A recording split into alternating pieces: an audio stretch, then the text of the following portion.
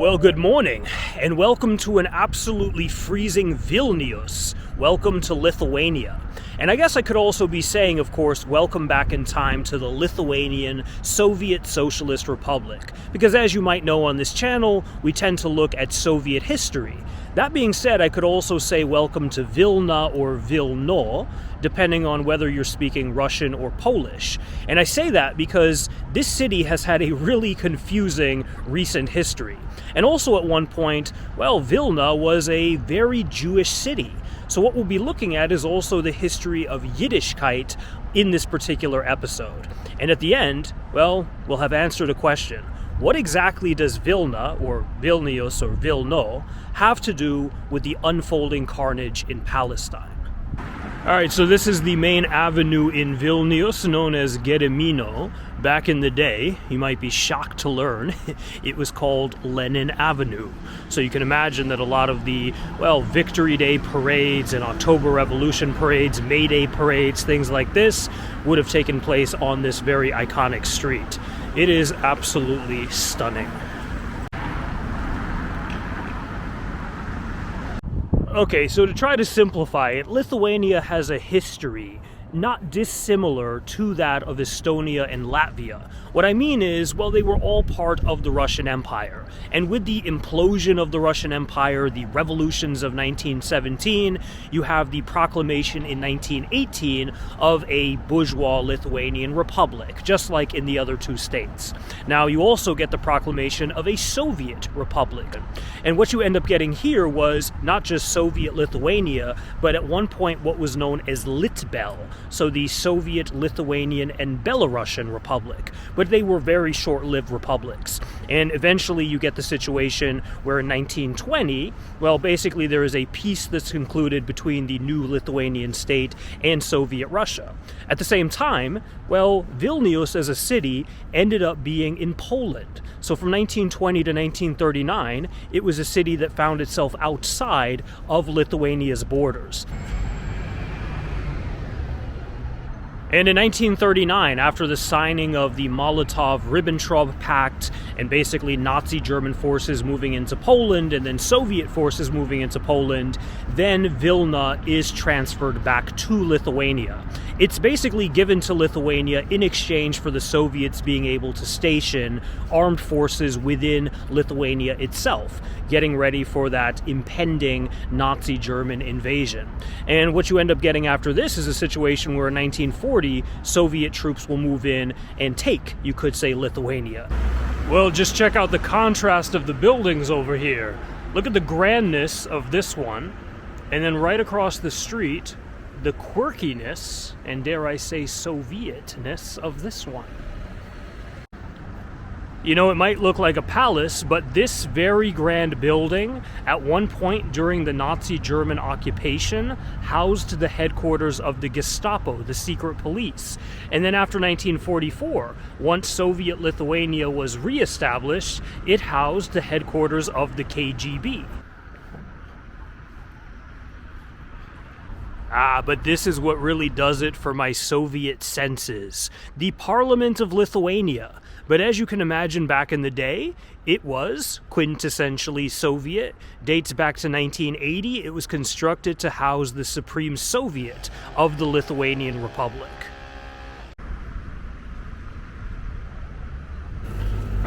Well, straight ahead you can see they are building it. The new Vilnius.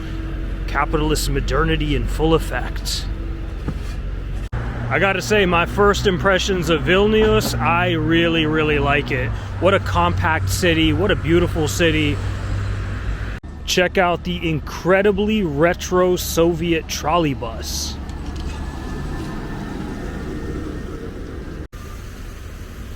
Yeah, man, the Opera and Ballet Theater, built in 1974 by the evil communists who wanted to give people arts and culture.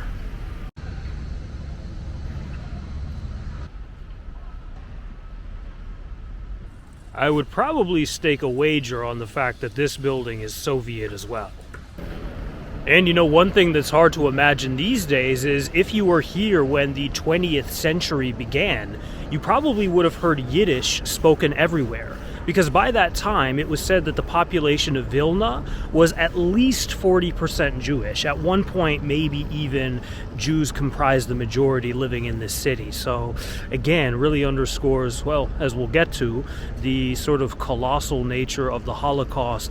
So the key question is, how exactly do you like your palace of culture and sports? Because I tend to like mine very much Soviet. But I'd rather it not be dilapidated, although it does add a little bit of, I don't want to say charm, but it does add something to the experience. I mean, this is, I guess, in a sense, very typical of how a lot of, well, palaces and other Soviet landmarks were left to rot and decay in the aftermath of the collapse of the Union. So maybe it's very much symbolic. You know, you would have no idea from looking at it, but two very important things come to mind. The first is that when this was constructed in 1971, it was built on top of where the oldest cemetery for the Jewish community used to be here in Vilnius. So also very controversial in recent years because there's been talk about renovating it, reconstructing it. It doesn't look like they've gotten very far with that, and there was an outcry from some of the Jewish leadership here in the city. So you know, all of Vilnius is a UNESCO World Heritage Site, and a lot of that has to do with the fact that, well, the city has one of the largest and most well-preserved old towns in all of Europe. So 1897 was a very important year for Jewish politics in Europe, and two significant things happened really within a few short weeks of each other. In August of that year, Theodor Herzl convened the first Zionist Congress in Basel. And basically this set out, very explicitly, the creation of a Jewish homeland in Palestine as a means of basically overcoming European anti-Semitism. Now here in Vilna, and actually on October the 7th, ironically, of that year, something was formed known as the Allgemeiner Jiddischer Arbeiter Bund, or the General Jewish Workers Union. And this was a radically different political project. In fact, it was very explicitly anti-Zionist. It said that the masses of Jewish laborers should come together and fight for cultural and national autonomy in what was then the western expanses of the Russian Empire. And one of the key ideas associated with Bundism is Deutschheit. Deutschheit basically meaning here-ness, the idea that wherever Jews find themselves, they should fight for emancipation, for social justice, side by side with their comrades from all different backgrounds, but also again advocating a sense of Yiddishkeit or Jewishness. So Vilna was known for a long period of time as being the Jerusalem of Lithuania, because of the very high cultural level and intellectualism of the Jewish community. And when Nazi German forces invaded and took Vilna in 1941, one of the first things that they did was to set up two ghettos, a small ghetto and a large ghetto. In total, about 40,000 people were held there, and as time went on, actually the Vilna ghetto became known as the Jerusalem of the ghettos, because that intellectualism and high level of culture also permeated the experience here, even though the Jews were living under the most horrific conditions imaginable. At the end of the war, well, basically when Vilna was liberated by the Red Army in 1944, only a few hundred people were left.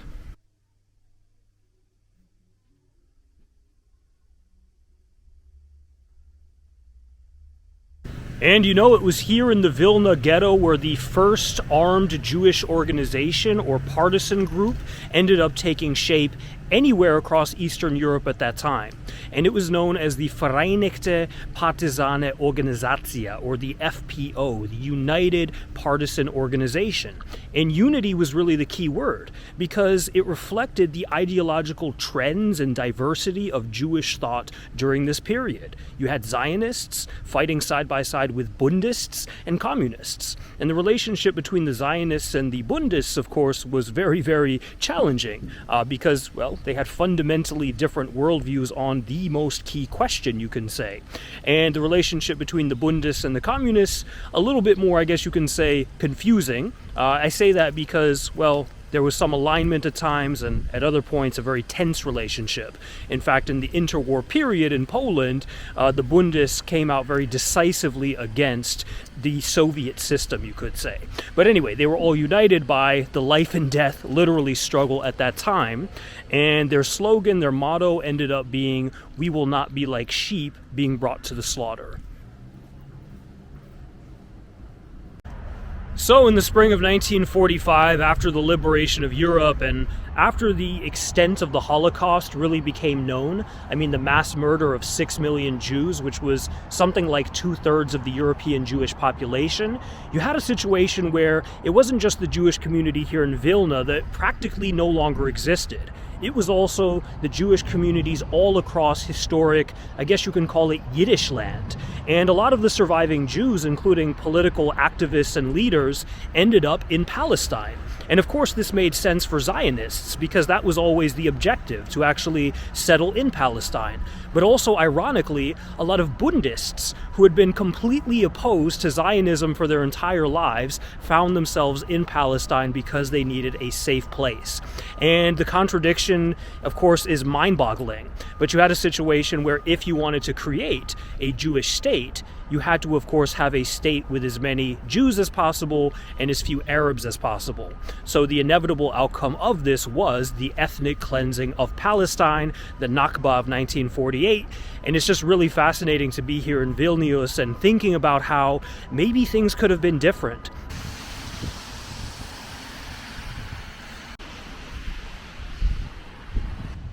And speaking of newly founded states, did you know that within Vilnius there's a self-professed republic? It's called the Republic of Užupis, and it was formed on April 1st of 1997 by creatives and artists living in this part of town. And that really begs the question, was it merely an April Fool's joke? But here we are in 2024, and Užupis has ambassadors, apparently 500 of them, to countries and places all across the world. It had at one point an army of 11 men, and it even has its own constitution, which is what I'm looking for right now. And on the other side of the river, there's Vilnius and there's Lithuania. Well, check it out. They even have a communal library. Looks like the People's Republic of Užupis.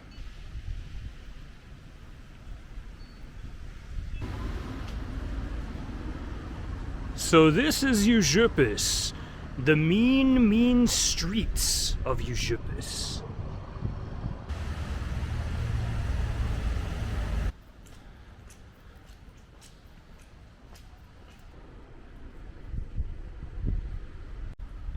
And here's the constitution of Užupis in I don't know how many languages, and it is absolutely hilarious. Let me see if I can get a lengthy shot of it in English.